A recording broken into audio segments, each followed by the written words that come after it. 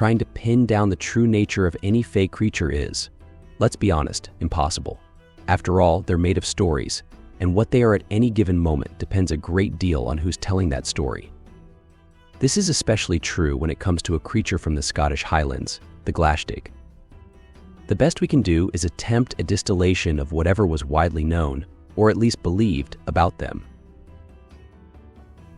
A Glaistig could look like this. Or this. Or even this. Seriously, how could you tell? All the versions do share at least one common characteristic: they were female. Sometimes beautiful, sometimes horrific, and sometimes both at the same time. They were usually portrayed as a human woman with the legs and hooves of a goat, not unlike the Greek satyrs, though they could appear as an actual goat or any other animal if they wished. To complicate matters even further, she was considered by some to be a water spirit, one of the Fua, a class of nasty, murderous fairy creatures. Except, of course, when she wasn't. You begin to see the issue. The one thing most of the folklore agrees on is the origin of the Glaistig. She was once a human woman, taken by the fairies and changed by them, and given a fairy nature. In that sense, she was a bridge between the human and the Fae world, at once in both yet not fully belonging to either. So, it's no surprise that the Glaistig, in whatever version, was a solitary, lonely creature.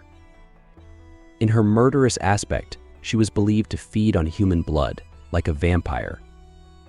In her more common aspect, she was a guardian of herds, both cattle and deer.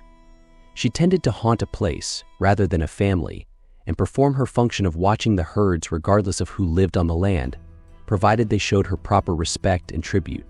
Tribute for a herd of cattle required a share of the milk.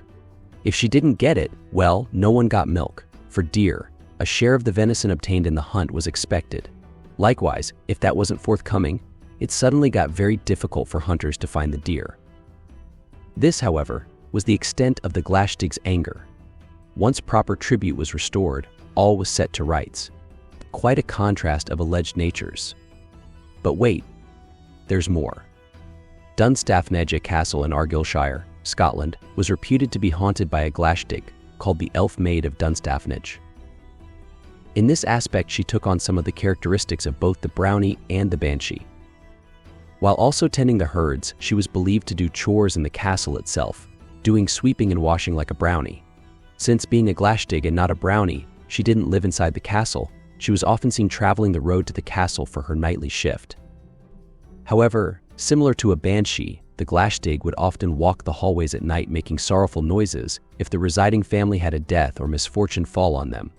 Unlike a banshee, the Glaistig would also make joyful sounds when the family's fortunes improved.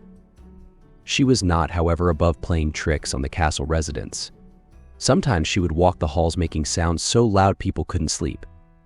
In another incident, she was said to have pulled the bedclothes off a male visitor twice in one night. The Castle Denali likewise had a Glaistig associated with it, performing similar functions, but also with a prankish spirit. She was known to sometimes put dust in the family's meals, except for the castle's resident fool, whom she apparently liked.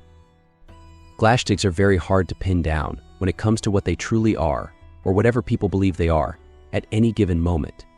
It's like trying to catch smoke in your hands, which when speaking of anyone of the Fae or with Fae attributes, we would expect absolutely no less. The fun, I always find, is in the trying.